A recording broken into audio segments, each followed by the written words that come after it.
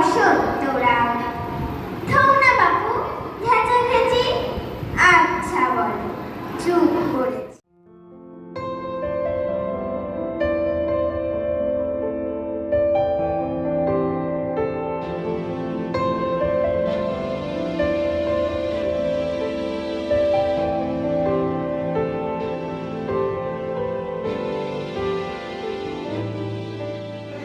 একটি ভুল পদক্ষেপ গ্রহণ করে, ফলে মেয়েটি আজ আমাদের মাঝে নেই।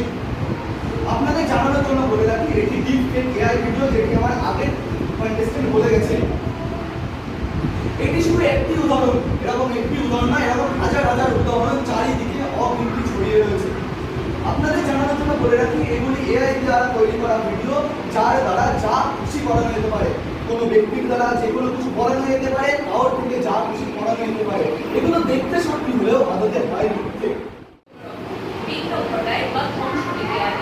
আমরা সম্প্রতি দেখতে পাচ্ছি এআই শিক্ষা ক্ষেত্রে, কৃষি ক্ষেত্রে, স্বাস্থ্য ক্ষেত্রে, এমনকি নিরাপত্তার ক্ষেত্রেও ব্যবহৃত হচ্ছে। সুতরাং এআই মানুষের উপকার করছে, মানুষের জীবন আরো সহজ করছে এবং উন্নত করছে।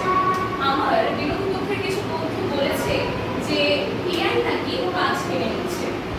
আচ্ছা, একসময় যখন কম্পিউটার এলো, একদলের মানুষ বলেছিল যে এই কম্পিউটার আসছে মানে সবার কাজ চলে যাবে।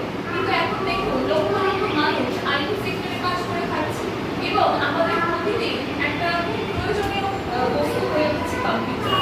ঠিক একই রকম ভাবে এআই শুধুমাত্র যে কাজ কেড়ে নেবে এরকম কোনো ব্যাপার নয়।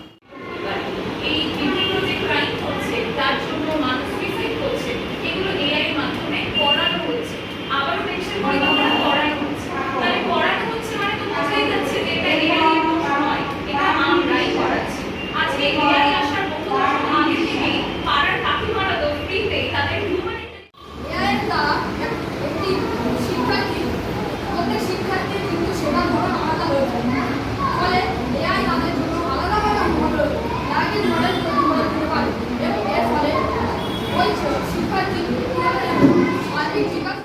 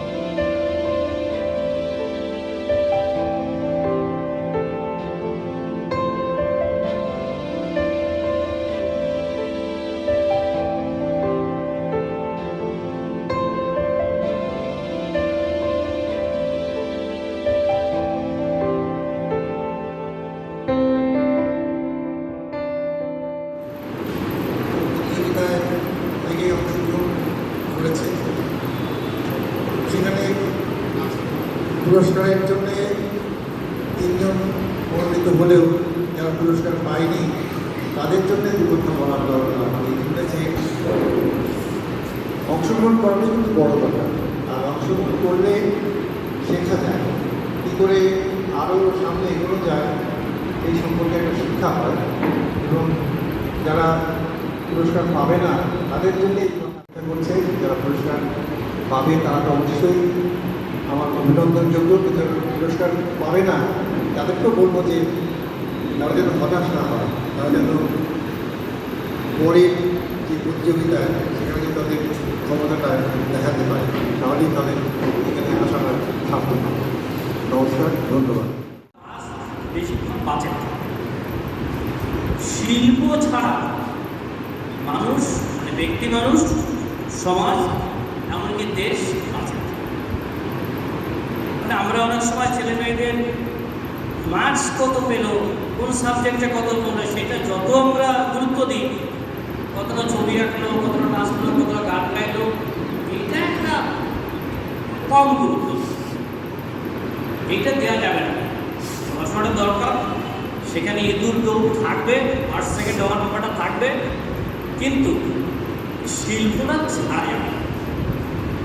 যে যা পারে, ছবি আঁকা, গান গাওয়া, নাচা, আবৃত্তি করা, ডিবেট সব কিছুর মধ্যে থাকতে হবে এবং সেটা প্রাণ ঢেলে থাকতে হবে, মনের ভিতর থেকে থাকতে হবে। এটা একটা। আরেকটা হচ্ছে যে অনেক সময় এই অভিজ্ঞতাটা হয়েছে, কম্পিটিশন হয়েছে, ফার্স্ট সেকেন্ড থার্ডের মধ্যে এসছে, প্রাইজ দেওয়ার সময় সে নাই, তার মা এসছেন বা একজন এসছেন। কেন? আমরা 4টি ইভেন্ট করেছিলাম, এবার একটি বাড়িয়েছি, 5টা করেছি। আগামী বছর আর একটা বানাবো, যে অনুষ্ঠানগুলির মধ্য দিয়ে ছেলেমেয়েদের মানসিকতা বৃদ্ধি পায়, তাদের মনে আনন্দ বৃদ্ধি পায়, তারা নূতন উৎসাহে উদ্দীপনায় সমাজের কাজে এগিয়ে যেতে পারে। তাদের জন্যেই বামুনগাছি সমাজ কল্যাণ সমিতি নিবেদিত এবং তারা আগামী বছর আরও ব্যাপক হারে ব্যাপকভাবে প্রচার করে তাদের এই অনুষ্ঠান চালিয়ে যাবে, যদি না আপনাদের সার্বিক সহযোগিতা এবং যোগদান অবশ্যই থাকে। তাই আর বেশি কিছু বলবো না, এবার আমরা চলে যাব পুরস্কার বিতরণী সভায়। আমাদের আর একটা অনুষ্ঠান হচ্ছে, কিছু কলেজের ছাত্রছাত্রীরা আসছে, তারা কিছু জানতে চায়, শুনতে চায়, তাদের সঙ্গে একটু আলোচনা আছে। তার আগে যারা আজকে পুরস্কার পেয়েছে তাদের আমরা সন্তুষ্ট চিত্তে কিছু মূল্য কম হলেও আমরা দিতে পেরেছি, এটি আমাদের কাছে আনন্দের।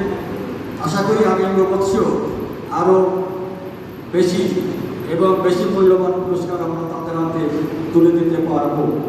এই কথা বলে আমি আমার বক্তব্য শেষ